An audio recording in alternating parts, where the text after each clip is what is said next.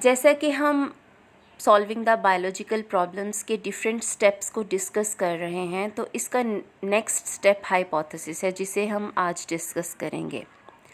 Hypothesis actually Greek word से derived है, हुपो and thesis. हुपो मतलब under and thesis means placing. तो इसका मतलब है फाउंडेशन या बेस, किसी चीज़ की क्या बुनियाद है, किसी चीज़ की बेस क्या है, इसको हाइपोथेसिस कहते हैं।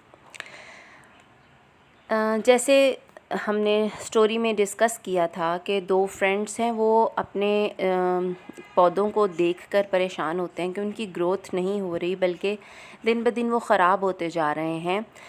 वो डिफरेंट किस्म की चीज़ों को अपने माइंड में रिकॉल करते हैं कि मैंने पानी का ख़्याल रखा, मैंने धूप वगैरह का ख़्याल रखा, मैंने इनको फर्टिलाइज़र्स भी दिए, लेकिन फर्टिलाइज़र्स का बहुत ज़्यादा नॉलेज नहीं था, इसलिए हो सकता है कि फ़र्टिलाइज़र की कमी बेशी की वजह से पौधों की ग्रोथ इफ़ेक्ट हो रही हो। तो ये जो चीज़ वो अपने माइंड में रीज़न को सोचते हैं, वो समझते हैं कि ये रीज़न हो सकती है, तो इसको हाइपोथेसिस कहते हैं। यानी जब भी हम ऑब्ज़र्वेशंस कलेक्ट कर लेते हैं, ऑब्ज़र्वेशन की कलेक्शन के बाद हमारे माइंड में प्रॉब्लम का कोई ना कोई रीज़न आता है। वो रीज़न जो हमारे माइंड को क्लिक करता है कि हो सकता है कि यही इस प्रॉब्लम की रीज़न हो, उसको हाइपोथेसिस कहते हैं। हाइपोथेसिस को उर्दू में मफरूज़ा भी कहते हैं, मतलब फ़र्ज़ की हुई बात जो हमारे ज़हन में आ जाती है किसी चीज़ को देखने की वजह से, इसको हाइपोथेसिस कहते हैं।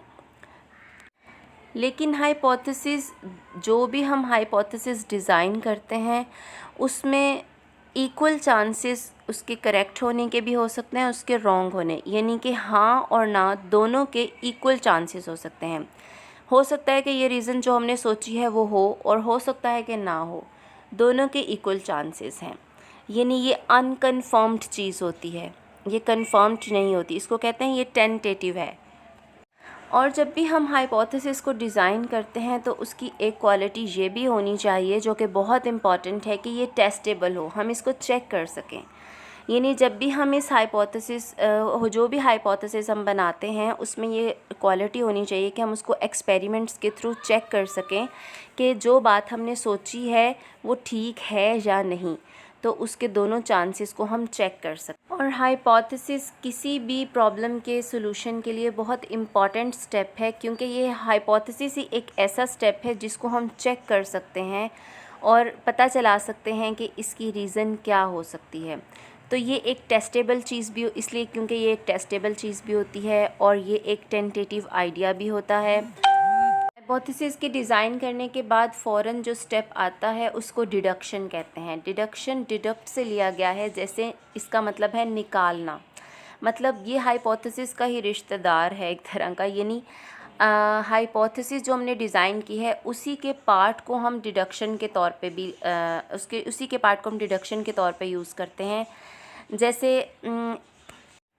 जैसे ये सोचा गया कि incorrect fertilisers are the reason for the poor growth of the plants. तो इसकी डिडक्शन ये भी हो सकती है कि if fertilisers are considerable variable, then they should effect the growth of the plant. यानी कि अगर फर्टिलाइज़र्स इतने इम्पॉर्टेंट हैं किसी प्लांट के लिए, तो उनकी ग्रोथ पे प्लांट की ग्रोथ पे ज़रूर इनका असर होना चाहिए। तो इस तरह से डिडक्शन हाइपोथेसिस से ही डिराइव की जाती हैं, और ये उसी का हिस्सा होती हैं, और इसमें इफ़ और देन का बहुत इम्पॉर्टेंट रोल होता है। इफ़ एंड देन यूज़ किए जाते हैं। So guys, this is for the day. We will discuss remaining steps letter.